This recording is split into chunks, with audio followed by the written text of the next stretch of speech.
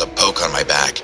I turned around and saw a man, possibly in his 30s, Oh smiling my at me. god. I was So you're gonna wait until your next paycheck and buy a new phone, which that's an expense. Damn, okay, not talk. sofa. Well, maybe not people. Well, maybe not people, but things. There were around 3. Hey yo, what up, fellas? This is a Progress now. Today I'll be reacting to Once Entertainment again. I don't have to tell you why I'm reacting to Once again, because you already know that animation is fire. The stories are tough, it's scary, creepy, disturbing, all that stuff. So I'm not gonna waste your time. Let's jump straight to the video. Come on. This is not my story, it's my father's. Back in the 90s, my father was studying at a university in Calcutta while my grandparents lived in another state. The apartment he lived in was on the 4th floor with a balcony separated from the living room by a door. The balcony provided both light and a cool breeze, so my dad would often leave the door to the balcony open and sit on the sofa while he was doing his work. The day the incident occurred, there was a blackout in the area caused by a storm. It was late when it happened, so the apartment was cast into pitch blackness. While the summers were cooler back in the day, it was still pretty hot. So Dad decided to leave the balcony door and windows in his bedroom open to circulate cool air. He usually closed the door and shut the windows every night before bed, but he decided to make that night an exception. He woke up sometime in the middle of the night, sweating. His instincts told him that something was off, so he tried to figure out what woke him up. Suddenly, the urge to answer nature's call hit him, and with a pit in his stomach, he left the room. The washroom was kind of far away from his room. It was on the other end of the apartment, and he'd have to pass by the living room to get there. As he was walking past the sofa, he looked over and froze. The balcony door was open, and a cool breeze was hitting him as he had looked. What he Yo, I ain't gonna lie, that creeped me out, that scared me. I wasn't expecting that. Oh my god, what are those? Yo, oh nah, man. You see, if I see those at night, nigga, I'm jumping through the balcony. Come on, man. I ain't gonna stay in the same room with these things. Bro, those things. What the they creepy as hell. What are those shadow fight? What the hell?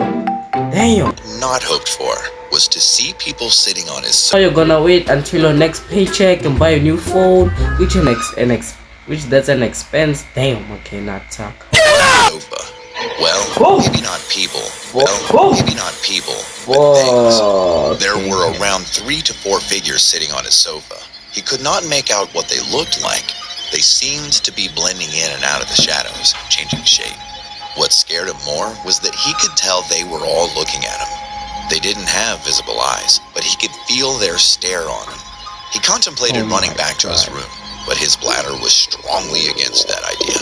Cursing, he shut his eyes tightly, ran to the washroom, did his business, and ran back, feeling the stares on him again. What the hell? Oh my god, that's so dumb. I mean, if those monsters were aggressive, a bit more aggressive, he was done for. I mean, fuck your bladder, your life is at stake. Like, come on, do pseudo stuff. They actually gave me a jump scare for I ain't gonna lie, they scared the crap out of me. Oh my god, I wasn't expecting that. Oh my, holy crap. But this nigga dumb as hell.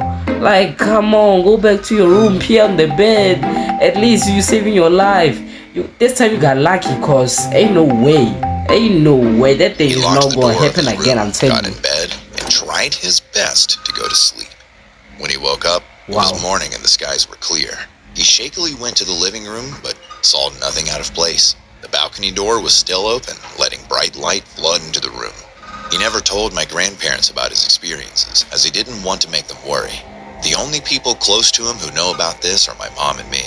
You might think that he left the apartment soon after this happened, but he stayed there until he completed his undergraduate degree and never had a repeat of that experience.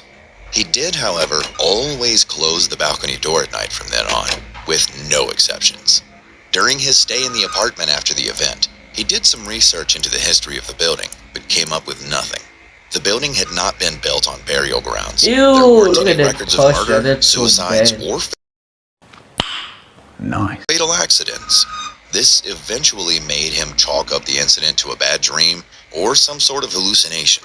But I sometimes wonder if the things he saw weren't just a figment of imagination. What if they were real? Mark do right there got off lucky cause. Hello, 1C. My name is Kai, and I'm Damn, currently this living in must the have given- Philippines. The incident I'm about to recount occurred 5 years ago, but it continues to haunt me to this day. It all began when I left on a 5-day trip to Bicol with my boyfriend and 5 friends. The first 3 days were fantastic as we explored various islands, visited tourist spots, savored chili ice cream, and even rode ATVs to see Mount Mayon. On the 4th night, we visited Albay and stayed at one of our friends' abandoned houses.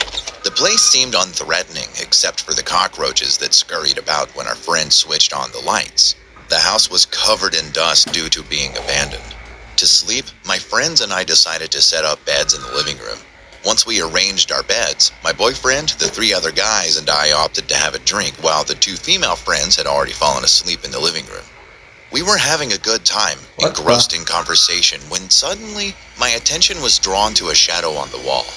Shadows aren't typically attention-grabbing, but there was something peculiar about this one. It appeared darker than the rest. Intrigued, I nudged my friends, but the shadow remained motionless. One of them grew curious and asked, "What's wrong?" I pointed at the shadow and said, "Whose shadow is that?" It dawned on all of us that the shadow didn't belong to any of us, and we were all stunned.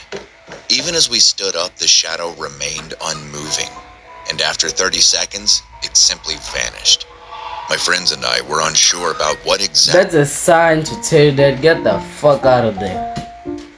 Like, can it be more clear? I know it's night and stuff, but come on. I would rather go outside at night than face that creepy ass shadow thingy thing. Like, come on. Like, let me know, guys, in the comments. Like, would you rather run outside at night or face that creepy shadow fighting thingy thing with sharp teeth and shit? had Like, come happened? on. Were we all intoxicated and Ain't having some something. kind of shared hallucination? However, that couldn't be correct, since one of us hadn't even been drinking, and yet he witnessed the same thing we did. We decided to brush it off and try to go to sleep. Okay. I lay beside Classic my already white fast asleep person move. boyfriend, but I simply couldn't sleep that no night offense, due to what no had offense, occurred. everybody. Despite knowing that we had to wake up early the next day, I forced myself to sleep. As I turned to face my boyfriend, I suddenly felt a poke on my back. I turned around and saw a man, possibly in his 30s, Oh smiling my at me. god. I was paralyzed with fear. Oh I my wanted god. Guys. Why is... What's going on with Wanty now? This is Prime Wanty. Cause I've never got jump scared ever in Wanty like this bad. Now I'm seeing things because I thought I saw a black entity in my room. Now I'm scared as hell and I wanna go to sleep now. So to and what scream, is but I it? couldn't. Oh my He was also lying down, looking at me. The terror overwhelmed me and I lost consciousness. I woke up the next day to my boyfriend shaking me gently. He urged me to get ready or else we would miss the bus. When I shared what had happened to me the previous night with my boyfriend and friends, their expressions revealed their shock. They all mentioned hearing a man's laughter throughout the night. They said the laughter was so loud that it felt as if the person was in the same room as us. He was. This happened when I was still a debt collector for a motorcycle company. I was assigned to a remote area, but this time it was a town frequented by tourists. Every day I woke up at 5 a.m. and drove for 3 hours to reach the town where our branch was located. My routine was always the same. I visited clients, collected payments, reminded them of due dates, and handed over the money I collected to the office. I hated being in that branch, Oh, of course. mostly because the cashier always took his sweet time with his paperwork, causing me to drive home late at night. Riding a motorcycle late at night isn't something anyone enjoys. Besides the bugs flying into your face, you often get blinded by motorists with unnecessarily bright headlights. One day I had to go home late again because the cashier had gone out with a friend, leaving his job unfinished, as usual. I hated him every time he did that. After he finally returned and finished his work, he handed me the money I needed to bring to the main office. It was already 9 p.m., I cursed under my breath as I started the long drive home. While driving along the pitch-dark, winding road, my headlights suddenly flickered. Ah, crap, not now, I muttered. I stopped for a moment, tapping the headlight, and thankfully, it stopped flickering. I continued driving, but as I navigated the dark road, I felt something swoop overhead. I looked up but didn't see anything. Just before I reached a sharp bend, something swooped down again, hitting my helmet and knocking me off. And at the same time, my headlight went out. I slid and crashed on the side of the road. The darkness was so thick I could barely see a thing. I stood up, dusting myself off, and sitting behind a tree. I waited for my eyes to adjust to the night. Thanks to the moonlight, I was able to see my motorcycle. But before I could move towards it, a large bird suddenly landed beside it. The bird was massive, about as big as me. It hopped around my motorcycle. I noticed that my helmet wasn't far from where I'd crashed. I stayed hidden behind the tree, trying to make sense of what I was seeing. What kind of bird grows that big and flies after dark? It wasn't like any bird I'd ever seen. It had a head like a turkey, and its feathers were as black as the night itself. As it neared my helmet, my jaw dropped. It reached out to my helmet, not with its feet or beak, but with what appeared to be a hand that came out from under its wing. I watched in terror as it picked up my helmet, only to drop it when it heard a car approaching. The bird flew away just before the car passed by. I took the opportunity to run to my motorcycle. I started it up, relieved that the light worked again, and rushed away, leaving my helmet behind. In a panic, I kept looking around, scared the bird would swoop down on me again. When I reached the main office, I handed over the money to the manager, who was standing outside the dormitories. He asked why I looked so dirty, and why I wasn't wearing my helmet. I lied and told him it fell off and I lost it. Before heading home, I spoke with the manager, requesting that he audit the branch I was assigned to make sure the cashier finished his work on time. I couldn't stand going home late every night. Thankfully, the manager agreed, and from there on out, I was able to leave at 5 p.m., avoiding any more late-night drives. Even so, I knew that I needed to get out of this job soon, but I hoped nothing bad would happen before I could finally make my escape.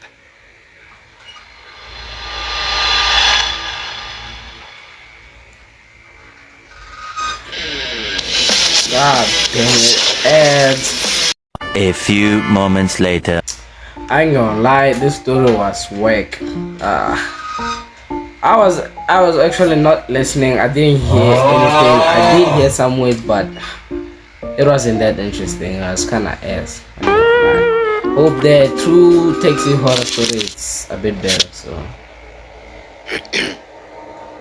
I have been watching a lot of your videos over the past few years, and I would love to share my story. My name is Raquel, and this happened to me several years ago when I was working in a call center. This incident took place in February 2016 at 3 in the morning. It was the end of my work week, and I was excited to go home. When I got home, I quickly realized I had forgotten my phone in my locker. After resting a bit, I left my things and just brought my wallet with me to go back to the office.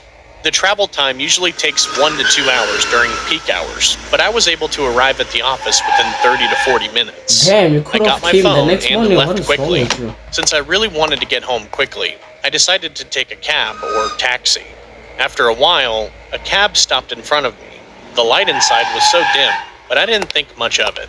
I always take the front seat when riding a taxi, but this time, I'm not sure why, but I took the back seat. The taxi was driving for a few minutes, and I was just looking out the window and trying to be comfy.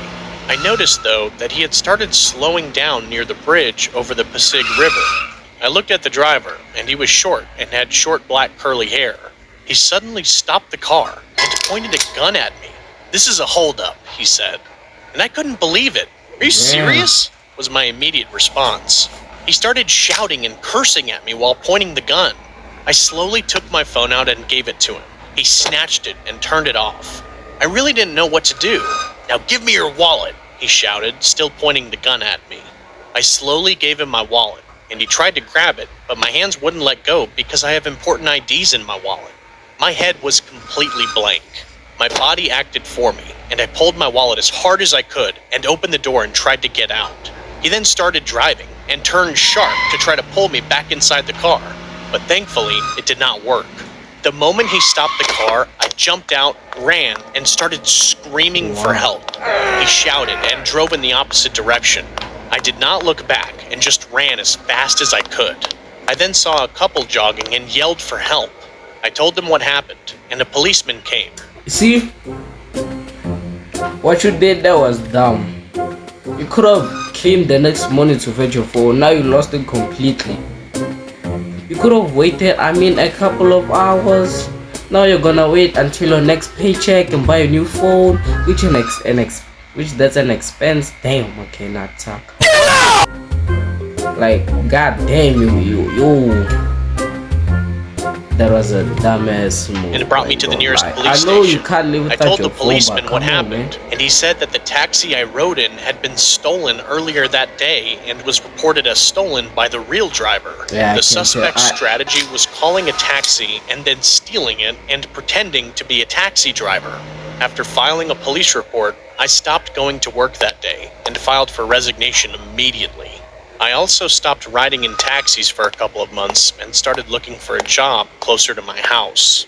In April 2016, a friend from my previous workplace whose boyfriend is a policeman contacted me and said the hold-upper was captured and asked me to check the news. I was shocked when I saw the news. My friend asked me to go to the police station to give my statement. I said no, but she strongly advised me to do it.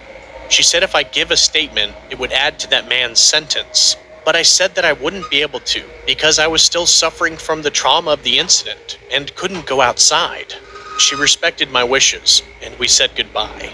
I couldn't tell her back then that the man they caught was not the guy who robbed me.